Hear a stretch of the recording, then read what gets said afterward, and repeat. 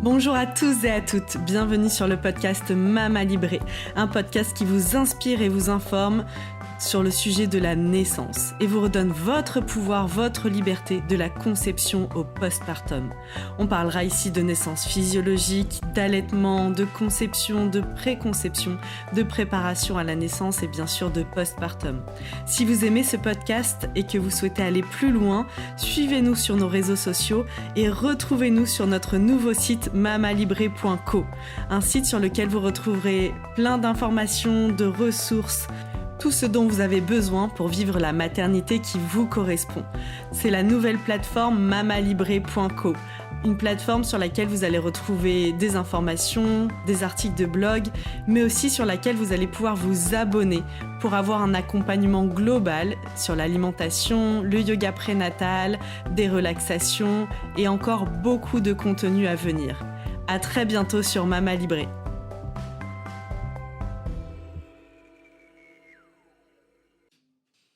Donc dans cet épisode, je reçois Sandrine Mallet. Bonjour Sandrine. Bonjour Anaïs. Donc on te connaît bien maintenant dans Mama Libré. Oui. Parce qu'on a fait pas mal d'épisodes ensemble et aujourd'hui, j'aimerais beaucoup que tu nous parles de l'allaitement. Donc notamment des débuts de l'allaitement, des choses qu'on doit savoir en tant que maman, surtout quand c'est son premier ou quand c'est le deuxième et qu'on n'a pas allaité le premier. Des petites choses qu'on a à savoir et déjà... La première chose que tu me disais avant qu'on commence l'épisode, que je trouve vraiment important de spécifier, c'est que y a cet aspect de... C'est un acte physiologique, naturel. Oui. Et qu'on n'a pas besoin de préparer son corps. Non, on n'a pas besoin de préparer son corps. Par contre, il y a quand même des petites choses à savoir parce qu'on est dans une société où même si l'allaitement est de plus en plus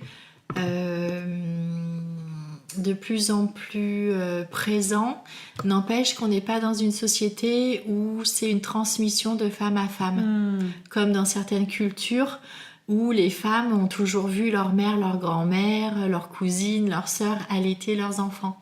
Et oui, du coup, au niveau des postures, de la façon de prendre son bébé, du lieu, même dans ce côté de comment... on s'autorise ou pas à montrer sa poitrine, Bien c'est un vrai sûr. sujet, ça en public. Ouais. Moi, je me souviens qu'au début, pour mon fils, ça me gênait un peu. Bon, après, j'ai vraiment passé le cap et je m'en fichais complètement. Et même maintenant, je me rends compte que j'ai cette désinhibition, en fait, que en fait, pour moi, il n'y a pas de sujet. Mais au début, c'est un cap dans... Ça, c'est un vrai sujet. Et puis, c'est aussi... tu vois, moi, par exemple, au début, pour mon premier, en fait, je pensais que ça allait être inné. Parce que j'avais très envie d'allaiter, parce que je ne concevais pas mon rôle de maman sans allaiter mes enfants. Et en fait, je ne m'étais pas informée, je ne m'étais pas renseignée. Et quand je me suis retrouvée avec mon bébé... il y a plein de petites choses qui ont été faites, par exemple à la maternité, qui ont été contre-productifs. Et du coup, je n'ai pas pu l'allaiter, par exemple. Qu'est-ce qui t'aurait aidé, toi, par exemple, pour ton premier ? De quelles informations t'aurais eu besoin pour que ça se passe mieux ? De vraies bonnes informations, en fait, tu vois, et pas d'avoir des informations qui sont différentes d'une personne à l'autre au sein du même service. Ça, c'est quand même très, très fréquent dans les retours qu'on a de mamans que j'accompagne, qui ont accouché à la maternité. Par exemple, on leur dit quoi ? Par exemple, il y en a une qui va lui dire de mettre son bébé comme ça, et puis l'autre qui va lui dire d'attendre 3 heures. Ouais. En fait, un bébé allaité n'est pas allaité comme on pourrait nourrir un enfant au biberon. Tu vois, au biberon, on leur dit d'attendre 3 heures minimum entre les différents biberons. Pour l'allaitement, par exemple, les 6 premières semaines, c'est super important à savoir. Les 6 premières semaines, en fait, ça va être la zone de calibrage. C'est-à-dire que ton corps va tout mettre en place pour que la production de lait se fasse, que la quantité de lait puisse atteindre son maximum pendant ces 6 premières semaines. Et ensuite, tu peux allaiter ton bébé 6 mois, 3 ans, 7 ans. C'est parti. C'est parti et tu auras toujours la même production de lait. Par contre, la composition du lait va changer au fur et à mesure pour répondre aux besoins du bébé et de l'enfant plus tard. Mais si à la naissance, tu attends 3 heures pour que ton bébé tète, ça va pas. Et du coup, pour que l'allaitement puisse bien se mettre en place et répondre à la zone de calibrage, c'est vraiment les tétés en phase d'éveil. C'est-à-dire le plus possible en fait. Et les phases d'éveil, c'est pas quand ton bébé a les yeux grands ouverts. Parce qu'à cet âge-là, de toute façon, venant de naître, il a rarement les yeux grands ouverts, hormis les 2 heures qui suivent la naissance. Mais donc, ce qui est important à savoir, c'est vraiment ce qu'on entend par phase d'éveil. En fait, c'est quand tu vas le regarder, dès que tu vas voir que ses petits yeux font des roulis-boulis, ça, par exemple, ça veut dire qu'il est capable, si tu lui présentes le sein, de se mettre à téter. Les petits bruits avec sa bouche, quand il met ses petits poings vers la bouche, tout ça c'est des petits signes qui te font dire que ce bébé-là est en phase d'éveil et donc tu peux lui proposer le sein et il va téter. Et en fait, on parle de 8 à 12 tétés minimum par jour. En sachant, par 24 heures, en sachant que ça peut être aussi des tétés par grappe qui peut faire plusieurs tétés rapprochés, puis après 3-4 heures à dormir. Mais en fait, c'est très très important de lui proposer le sein le plus possible. Et puis après, au fur et à mesure, c'est aussi comment on apprend à connaître son enfant et à rencontrer son enfant. Et c'est tout ça aussi qui est difficile quand après la naissance. Quand tu le dis, ça me donne vraiment aussi j'ai ce souvenir de quand tu parles des phases d'éveil, ça demande beaucoup d'observation quelque part, d'avoir son bébé toujours à portée d'œil.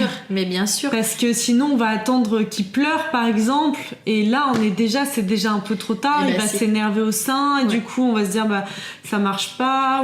Alors c'est hyper important ce que tu soulèves comme point, Anaïs, c'est qu'effectivement pour que l'allaitement puisse marcher, il faut effectivement que tu aies ton bébé à portée d'œil, comme tu disais, tu vois, pour pouvoir répondre à ses besoins immédiatement. Parce qu'effectivement, quand il se met à pleurer, c'est déjà trop tard. Donc lui, il va être énervé, il va pas arriver à prendre le sein. Toi, tu vas stresser. Et comme il va pas arriver à prendre le sein, ça va te générer encore plus de stress.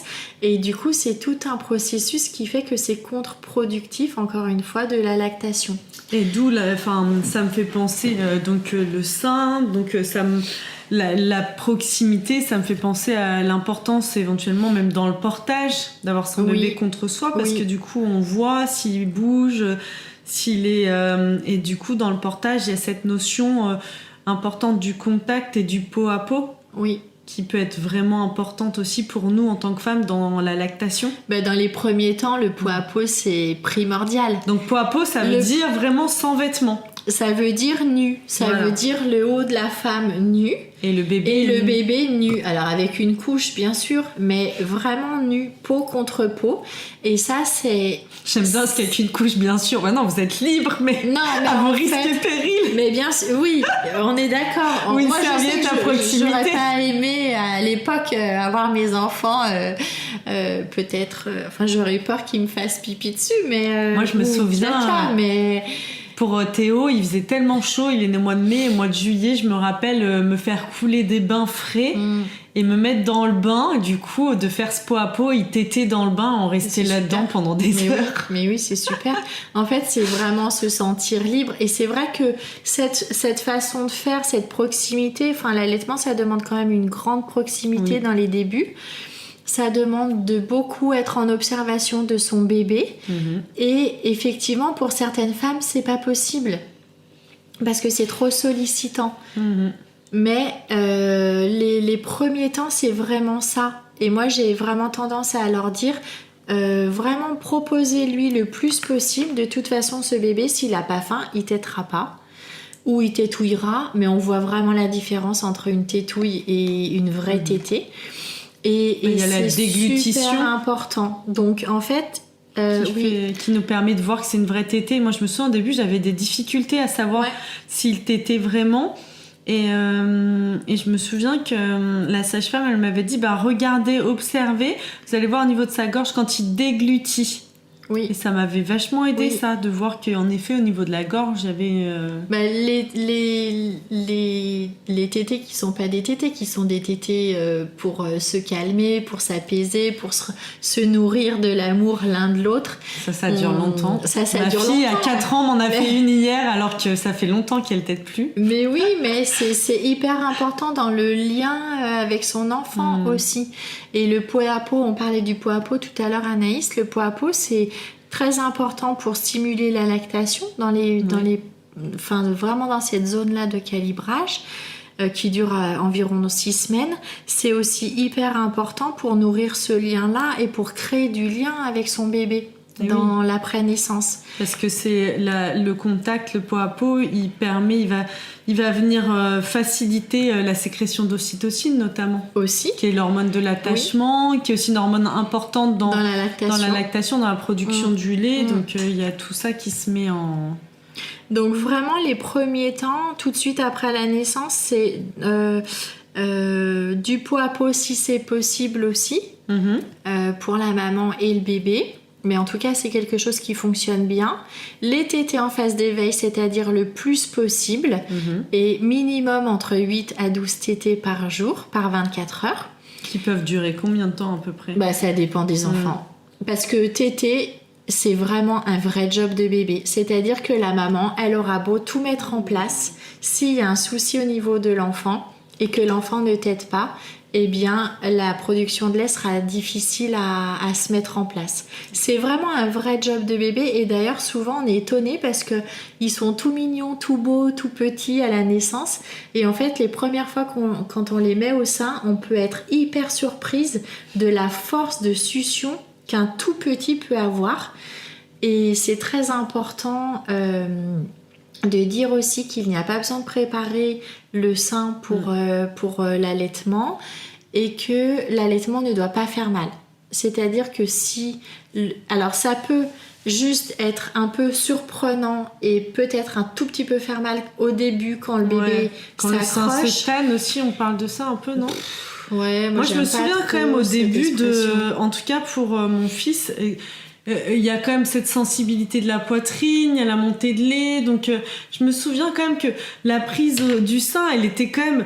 Il y a un petit moment de ouf, c'est un peu surprenant. C'est surprenant, mais ça ne doit pas faire mal. Et ça dure quelques secondes et puis après c'est parti. Oui, mais ça ne doit pas faire mal, ça ne doit pas s'installer. Parce que si ça s'installe, ça veut dire qu'il y a une mauvaise position.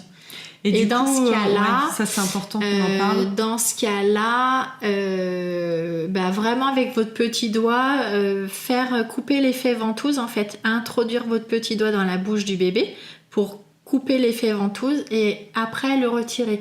Parce que si vous retirez l'enfant tout de suite, il va s'accrocher au sein, ce qui est bien normal, et là ça va faire super mal. Ah oui. Et vraiment le repositionner. Aussi, on peut appuyer, moi je me souviens appuyer sur... Ça peut faire des crevasses, des fois c'est pas terrible. Vraiment prendre le petit doigt, mettre le petit doigt, introduire le petit doigt dans la bouche du bébé pour vraiment couper l'effet ventouse qui lâche en fait. Et là à ce moment-là vous pouvez le retirer. Et pour que le bébé soit bien positionné, c'est important de le positionner plutôt en contrebas du sein pour qu'il puisse faire un mouvement vers le haut pour pouvoir vraiment prendre le mamelon correctement. Après, pour toute cette partie-là, moi, j'ai vraiment souvenir de... pour la première fois, en tout cas, ma doula, elle m'avait montré avec un poupon différentes positions. Et après, de pas hésiter à avoir une conseillère en lactation avant même la naissance, si l'allaitement... c'est quelque chose d'important pour nous, qu'on est un peu inquiète, qu'on n'a pas trop vu faire autour de nous. Je trouve que c'est un super... soit une doula, soit sa sage-femme, soit une conseillère en lactation, pour préparer si c'est quelque chose qui nous angoisse un peu, ou si à l'inverse, pour un premier, ça s'est pas très bien passé, ou un second, un troisième, et là, pour la suite, on a un nouveau bébé qui arrive, on a envie que ça se passe mieux. Enfin, voilà. Alors, ce qui est super important aussi, c'est qu'effectivement, tu parlais de la conseillère en lactation ou d'une doula. Effectivement, on peut faire des rencontres en prénatal par rapport à l'allaitement. Enfin, moi, je sais que dans tous mes accompagnements, si le couple, c'est un projet du couple d'allaiter, On parle forcément de l'allaitement avant et j'ai des poupons, je peux montrer les positions avec les poupons et j'ai aussi des seins en crochet qu'une amie m'avait fait et du coup je peux expliquer aussi par ce biais-là. En fait, tout de suite après la naissance, le bébé il va avoir 2 heures d'éveil, vraiment très important. C'est super si vous pouvez lui proposer le sein pendant cette période-là. Et souvent, après, selon comment la naissance s'est passée, il peut se passer 24 heures où le bébé n'est pas très demandeur. C'est pas très grave parce que pour lui aussi, l'accouchement, sa naissance, c'est un rite initiatique, c'est un passage. C'est une première fracture dans sa vie d'enfant et il a besoin de se remettre aussi de ce moment-là. Mais par contre, après les 24 premières heures, si vraiment il n'a pas beaucoup tété pendant ces 24 premières heures, c'est super important de vraiment le mettre au sein rapidement et très souvent, d'accord ? Pour que la montée de lait aussi puisse se faire. Parce que c'est pendant les quelques jours qui vont entre la naissance et la montée de lait, il va y avoir du colostrum qui est hyper riche et qui suffit à nourrir un bébé. Et en fait, plus il va téter et plus il va solliciter le sein avec sa succion, plus la montée de lait va aussi se produire. On parle souvent de la nuit de Java, qui est soit la 2e nuit, soit la 3e nuit. Et en fait, c'est une nuit qui est super importante, où le bébé va beaucoup pleurer. Et souvent, quand les mamans allaitent, le réflexe, c'est de mettre son bébé au sein.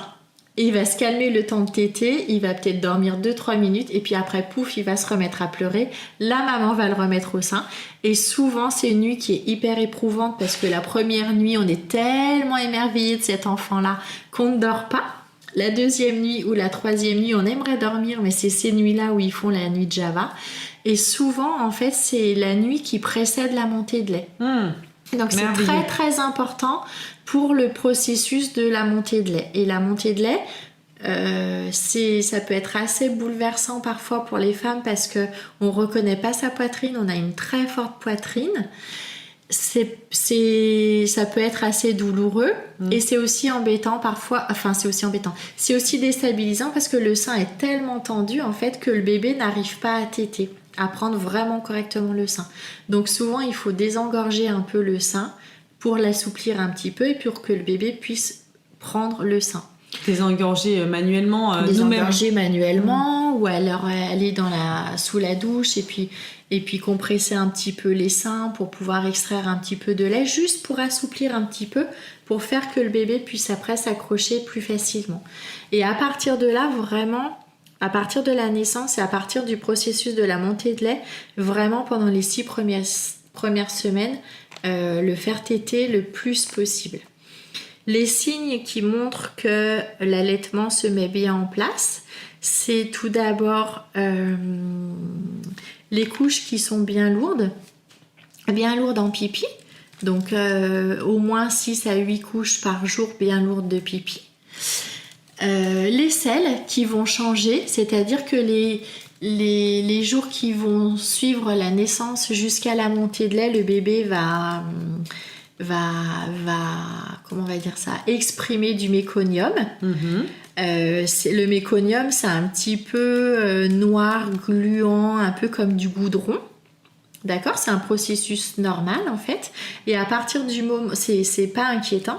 Et à partir du moment où la femme va avoir sa montée de lait, on va s'en rendre compte parce que les selles vont devenir de plus en plus jaunes. Et le signe qu'un allaitement marche bien, c'est des selles jaune moutarde, un peu granuleuses. Jaune d'or. Et très liquides avec plein de petits grains. Et ça, c'est normal. C'est pas parce que le bébé a la diarrhée. C'est un bébé allaité a des selles liquides et granuleuses jaune d'or. Okay. Voilà. Donc ça, c'est vraiment les signes.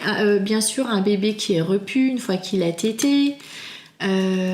Ça, c'est vraiment les signes qu'un allaitement se met bien en place. Donc, je récapitule, c'est des couches bien remplies. Oui. Au niveau de l'urine, là. Oui. Et ensuite, c'est des selles qui vont devenir de plus en plus jaunes, tendent vers le jaune d'or, très liquides et granuleuses. Oui. Là, on est bien, on sait que tout va bien. Ça marche super bien. Ok. Ce qui est aussi important, c'est que parfois les selles redeviennent un petit peu vertes. Oui.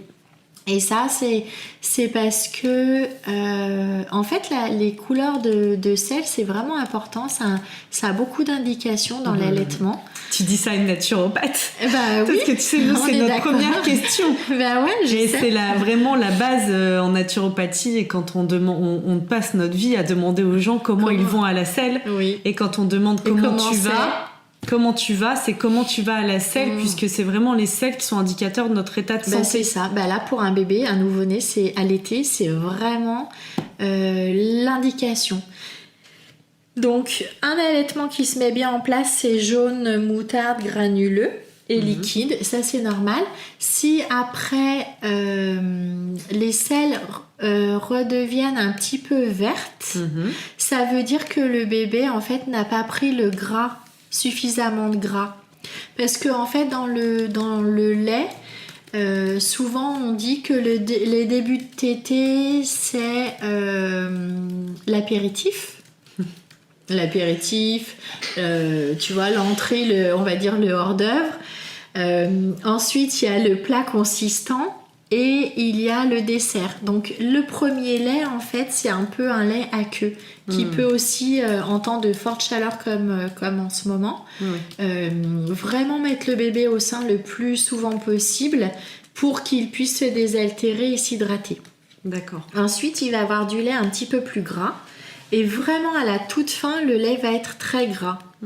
Plein de minéraux, de vitamines, de choses qui font que c'est ça qui lui fait prendre du poids. Et en fait, s'il va pas au bout de la tétée, eh bien, il s'est désaltéré, mais il n'aura pas eu assez à se nourrir.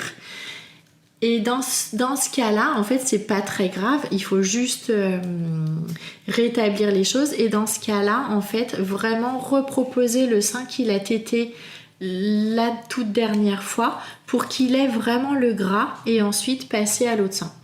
Ok. Oui, parce qu'il y a toute cette... Là, j'en profite que tu parles de passer à l'autre sein. Moi, je me souviens de ce casse-tête au début. Donc, on a une mémoire de poisson rouge après avoir accouché. On est fatigué, puis on est dans l'instant présent. Enfin, oui, puis comme le temps s'est un peu arrêté, donc il y a vraiment un lâcher-prise qui fait que tu lâches un peu prise sur plein de choses. Et du coup, moi, je me souviens de plus trop savoir où j'en étais. J'ai fait le sein droit, sein gauche. Est-ce que ça, c'est vraiment très, très important ou finalement, tu refais un coup, puis même si c'est le même côté, tu passeras de l'autre? Peut-être si c'est le même côté, c'est chouette pour justement que le bébé ait tout le gras de fin de tétée. Et puis quand tu as la sensation que le sein est vide, passer à l'autre sein. Après, ça, c'est un sein ou deux seins, c'est très difficile à dire parce qu'en fait, il y a des bébés qui vont avoir besoin des deux seins, qui vont téter les deux seins à chaque fois. Et il y en a un qui, avec un sein, sera repu. Il s'est endormi au milieu de la tétée, donc voilà. On va pas le réveiller. Donc, ce qui est... Moi, j'aurais tendance à dire de proposer les deux seins et de voir comment le bébé réagit. Ok. Et peut-être qu'effectivement recommencer par le sein qui a été en dernier, c'est chouette pour justement avoir le bon gras. Et en général, quand les mamans font ça, il n'y a pas de problème de selles qui redeviennent un petit peu vertes. Et c'est vrai que souvent les mamans, elles ont la pression du corps médical par rapport à la prise de poids. Oui. En sachant aussi que quand c'est des bébés qui sont nés en maternité, ils ont une perte de poids à la maternité beaucoup plus importante parce que pendant tout l'accouchement, les mamans ont été branchées à une perf et qu'ils se remplissent un petit peu d'eau. Donc en fait, une fois que l'accouchement a eu lieu, les bébés perdent du poids, mais en fait, c'est pas vraiment leur poids, c'est tout le liquide qui est passé aussi par les perfusions pendant l'accouchement. Ah, c'est intéressant, j'avais jamais entendu ça. On le voit pas ça en général à la maison, quand c'est des bébés qui naissent à la maison. Et dans les signes qui montrent qu'un allaitement dysfonctionne, donc il y a se dire les selles deviennent un peu vertes, donc on se dit il n'a pas suffisamment de gras, donc il faut le mettre plus longuement au sein. Ouais. Il y a quoi d'autre qui doit nous alerter ou nous faire dire tiens, il y a les douleurs déjà. Les douleurs, si c'est un bébé qui pleure malgré qu'il vient de téter, tu vois. Là, on peut parler de reflux gastro-œsophagien, c'est-à-dire que quand on parle de reflux, on imagine toujours que c'est des vomissements externes, mais en fait, pas forcément. Il y a des bébés qui vont avoir un reflux, qui vont vomir, et ça peut être des quantités qui paraissent énormes, mais en fait, pas tant que ça. En tout cas, c'est très douloureux et il y a aussi des reflux qui sont internes. Et là, les bébés ne vomissent pas. D'accord. Mais par contre, quand il est allongé, il va être douloureux. En fait, ce sont des bébés qui ont besoin d'être énormément portés et portés en position verticale. Et du coup, si c'est interne, comment les parents ils le perçoivent ? Parce que c'est un bébé qui pleure beaucoup. D'accord. C'est un bébé qui est très douloureux et qui pleure beaucoup, qui est jamais en béatitude en fait.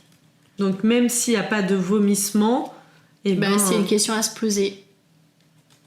Ce qui pourrait aussi faire qu'un allaitement dysfonctionne, c'est aussi tous les problèmes de frein, de frein de lèvres, de frein de langue, qui pourraient provoquer des mauvaises positions du bébé et qui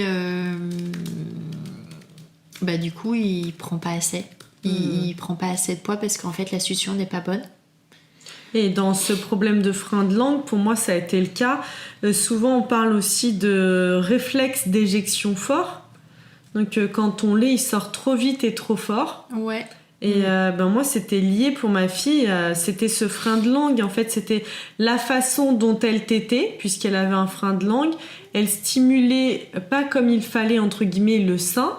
Et du coup, réflexe du corps, survie de l'espèce, et mon corps, envoyait fort ce lait pour qu'elle puisse quand même se nourrir. Ouais. Mais ça crée aussi un inconfort au niveau digestif parce qu'elle recevait beaucoup de lait d'un coup. Elle avalait de l'air, ça l'énervait, elle se retirait, elle en avait de partout. Et en fait, ni elle ni moi n'étions dans des tétés de confort. Et moi, c'est vraiment le fait d'avoir allaité une première fois qui m'a fait dire mais en fait il y a quelque chose qui est pas normal parce que j'avais quelque chose pour comparer finalement, mais aussi d'indiquer que une tétée ça doit quand même, c'est un moment qui doit être agréable pour la maman comme pour le bébé, qui doit être serein. C'est un moment de sérénité. Donc c'est super important pour ça d'ailleurs que les mamans soient bien installées et c'est important de bien prendre le temps de s'installer correctement et confortablement, c'est-à-dire le dos bien calé avec des coussins, le coude ou le bras qui va supporter le bébé pendant toute la tétée bien calé aussi avec des coussins, un petit tabouret pour qu'elle puisse surélever un peu leurs jambes, une bouteille d'eau à côté. Ça c'est toutes des petits conseils qui sont super importants. Parce qu'une fois que le bébé est bien installé, en fait, ça va. Tu parlais du réflexe d'éjection fort tout à l'heure, Anaïs. Le signe que tu peux avoir comment les mamans s'aperçoivent souvent qu'elles ont un réflexe d'éjection fort, c'est souvent quand elles entendent leur bébé effectivement qui s'étouffe parce qu'en fait il reçoit trop de lait.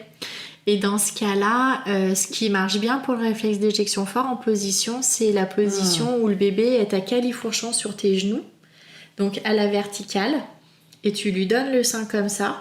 Ou alors quand tu es en semi-allongé, et le bébé est allongé sur le ventre avec le sein. Parce que j'allais dire, alors, tu vois, moi... rugby. Ouais, à califourchon, ballon de rugby, c'était pas suffisant. Moi, j'ai passé jusqu'à l'opération parce qu'on a dû lui faire couper ce frein de langue. J'ai fait 3 mois d'allaitement allongé, en fait. Ou allongé. Où je m'allongeais moi et je la mettais sur le côté. Et là, on revenait à des tétées vraiment... Calme, sereine... Ou vraiment, si j'étais dans un endroit où je pouvais pas m'allonger, en effet, je m'inclinais le plus possible, mais... Quand je dis incliner, c'est vraiment comme si t'étais dans un bain de soleil, tu vois. T'es pas allongée, mais t'es pas droite. Et du coup, quand t'es semi-allongée, en fait, le bébé, il est sur le long de ton ventre et il peut prendre le sein comme ça. Ce qui est aussi important dans le reflux gastro-œsophagien, souvent les bébés qui ont des reflux comme ça s'arc-boutent en fait. Ils font l'arc de cercle, tu vois, ils prennent le sein, mais des fois ils le lâchent et puis ils s'arc-boutent. Et en fait ça peut être un signe que le bébé il a un reflux gastro-œsophagien. D'accord. Et alors les positions, c'est un peu compliqué de parler de position là. On fera une petite vidéo. Ça, on pourrait faire une petite Sandrine vidéo. va vous préparer une petite vidéo sur notre compte Instagram pour nous parler des positions et nous montrer ses poupons. Exact, et mets ça en crochet. Voilà, qu'est-ce qui est important à dire aussi? J'ai eu... Il y a quelque chose qui est important, moi, sur lequel j'aimerais revenir. Je trouve qu'il fait vraiment partie du postpartum. Tu as dit tout à l'heure cette notion de sollicitation, de vraiment du temps que ça demande. Oui. Et je trouve, en tout cas pour les mamans que j'accompagne et que j'ai autour de moi, quand c'est ton premier, tu peux pas envisager, tu peux pas le penser, tu t'imagines pas que ça va te prendre autant de temps. Et d'où l'idée de se préparer en amont, notamment au niveau alimentation, d'avoir préparé des petits plats ou d'avoir vraiment anticipé qu'il y ait des gens qui viennent te cuisiner. Parce que dans une journée, t'as dit tout à l'heure 7 tétés, 7 à 10 tétés. 8 à 12. 8 à 12. Mais ça, c'est minimum. Moi, je me souviens de journées entières où j'ai fait que ça. Tété, aller aux toilettes, parfois, cadeau du ciel, aller prendre ma douche. Enfin, donc, du coup, c'était vraiment dans ce don de toi. Et même te faire un repas, te servir une assiette peut être difficile. Donc, c'est important aussi dans l'allaitement. Il y a quand même cette notion-là qui est pas à minimiser. C'est très beau d'allaiter, il y a plein de choses très très positives.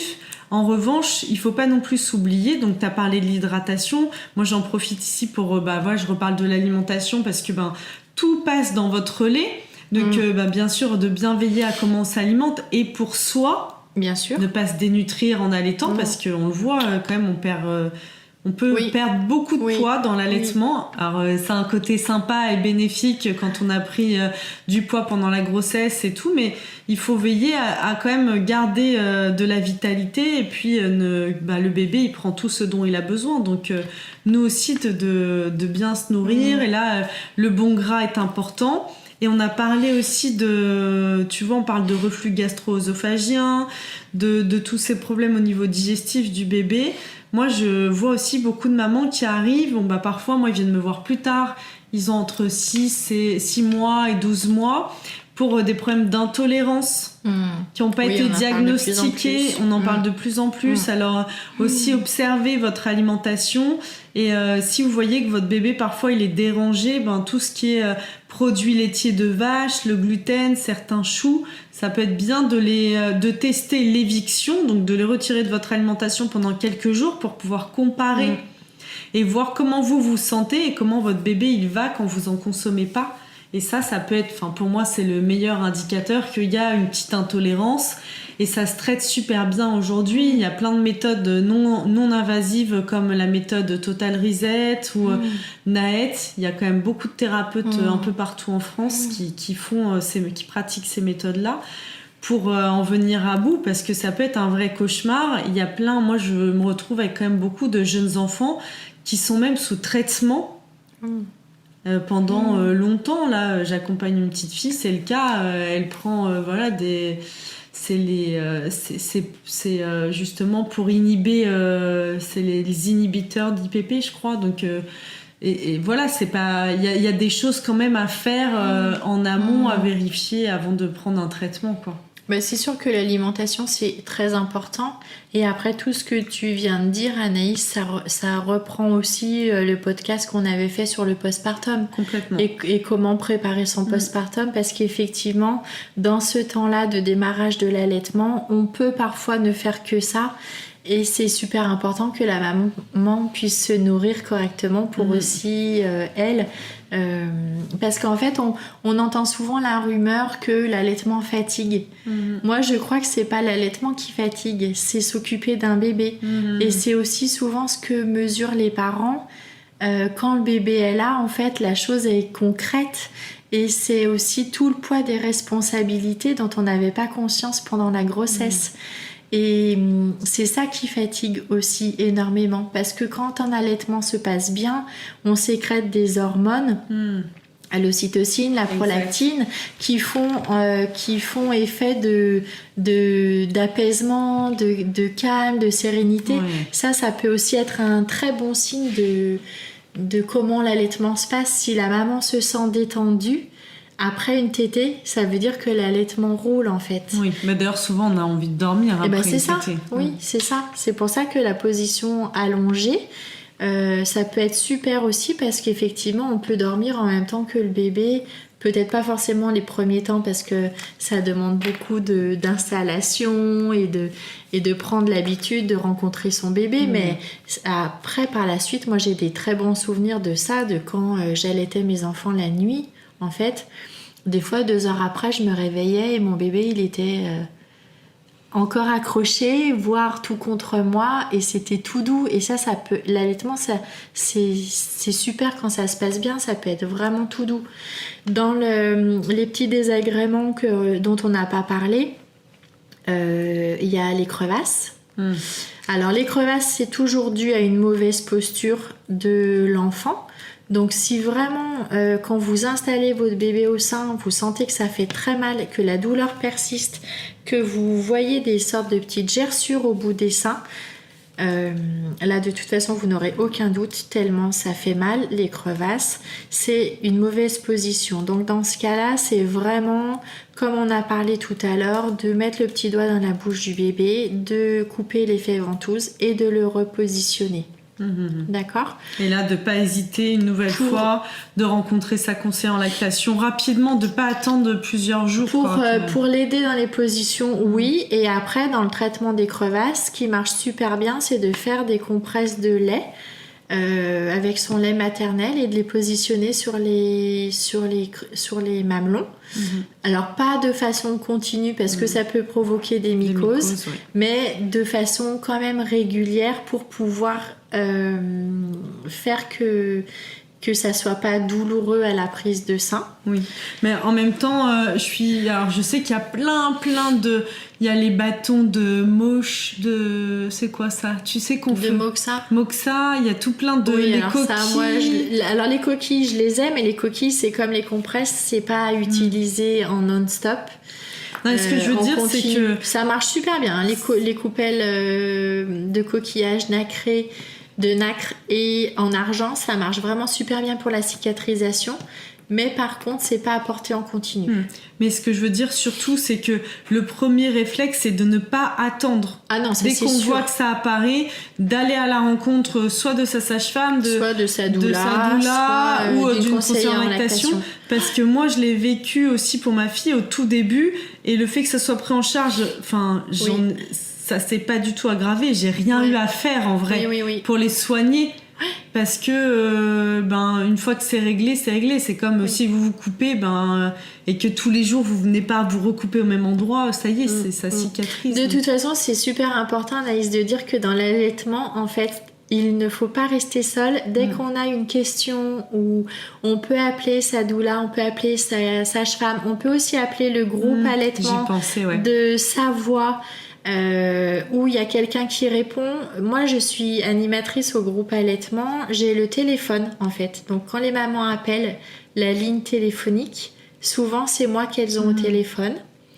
Après, et ça, souvent, c'est pour toutes les mamans, en fait. Oui, mais c'est pour... Tu parles de la Savoie, mais il y a aussi au niveau national... Après, il y a la Leche League, et puis au niveau local et régional, souvent, il y a d'autres associations aussi. Donc, de ne pas hésiter à vous renseigner sur les groupes allaitement qui sont autour de chez vous. Ça, c'est super important. Il y a même souvent des rencontres qui sont possibles. Aussi, oui. Et aussi, pour la Leche League, moi, j'avais trouvé plein d'informations. Le contenu, il est très, très riche sur leur site, donc de pas hésiter à aller lire sur les différents sujets. Enfin, il y a vraiment plein d'informations qui peuvent répondre à beaucoup de questions aussi. Et puis c'est important aussi dans l'allaitement de pas rester seul et de vraiment trouver quelqu'un qui puisse être à l'écoute, que vous pouvez appeler, parce que dans l'allaitement, ça peut très vite basculer du bon côté mais aussi du mauvais côté, et si on attend trop, eh bien ça peut basculer du mauvais côté, et ce serait trop dommage si l'allaitement vous tient à cœur. Et puis donc il y a effectivement tous les groupes locaux, la Lecce League en national.